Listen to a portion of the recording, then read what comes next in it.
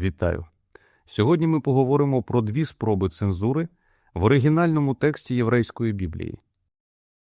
Переписувачі намагалися приховати факти, вкрай незручні для тогочасних читачів, а особливо для релігійної верхівки. Тут чітко видно втручання редакторів, які змінювали слова, щоб перекрутити початковий зміст тексту.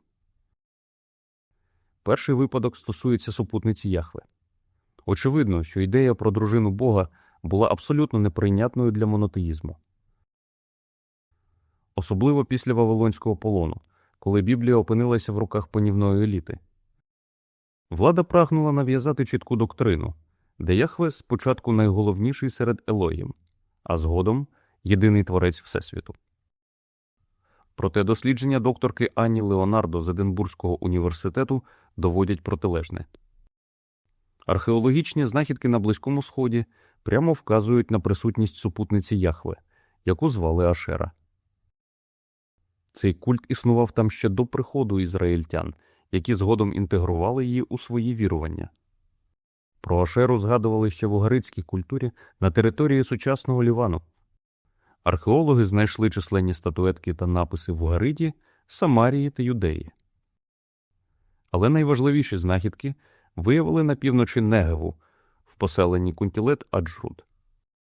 Це місце досліджували десятиліттями, і воно породило чимало дискусій щодо релігії стародавнього Ізраїлю.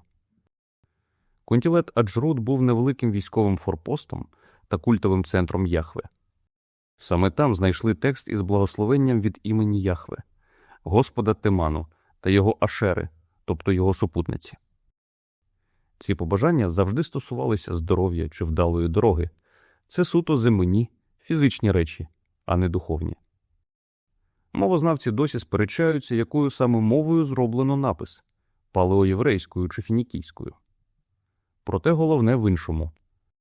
Важливо те, що Яхве мав Ашеру. Для монотеїстичного богослов'я це неприпустимо. Але цей факт підтверджено науково. Присутність Ашери зафіксована в багатьох регіонах. Особливо в так званій народній релігії, яка суттєво відрізнялася від офіційної доктрини панівної еліти. І це не повинно нас дивувати. Навіть сьогодні народна віра частіше звертається до святих посередників, ніж до далекого єдиного Бога. Чому? Бо люди вважають їх ближчими та чутливішими до своїх щоденних бід. З ними легше домовитися. Наприклад, Падре Піо чи Мадонну закликають значно частіше, ніж самого Ісуса. Офіційне опитування журналу «Фамілія Крістіана» показало, 9% людей моляться Мадонні, і лише 2% – Ісусу. Мадонна просто ближча до народних сердець. Так само було і з Ашерою. Люди поклонялися їй, а духовна еліта в Єрусалимі намагалася цей культ викорінити і засекретити. Сама Біблія згадує це жіноче божество, але виключно в зневажливому тоні. Її порівнюють зі звичайним дерев'яним стовпом, а вірян змальовують як наївних невігласів. Це як назвати дурнями тих, хто сьогодні молиться святим. Але ж святі були реальними людьми. Зважаючи на популярність Ашери, ми маємо всі підстави вважати, що її теж сприймали як реальну, живу істоту. До речі, єврейська громада на єгипетському острові Елефантина теж знала цю супутницю під іменем Анат-Ягу. Вона була дуже шанованою в народі, але вкрай небажаною для єрусалимських первосвящеників, які контролювали укладання Біблії. Проте Ашера залишила свій слід у тексті, попри всі спроби цензури. Оскільки Кунтілет-Аджруд був військовим постом, він підпорядковувався Єрусалиму. Це знову піднімає питання про прірву між офіційною пропагандою та реальною вірою людей. Але це другорядне. Давайте подивимося, де саме в Біблії згадується Ашера і як її намагалися замаскувати. Зазвичай її культ жорстко засуджують. Але у повторенні закону в розділі 33 є цікавий момент. Там написано: «Яхве прийшов із Синаю, засяяв для них із Сеїру, з'явився з гори Паран. Він прийшов із міріадами своїх наближених». І далі фраза: «В його правій руці вогонь закону для них». Отут і криється підміна. У біблійній текстології є поняття кетів і кере, те, що написано, і те, що треба читати.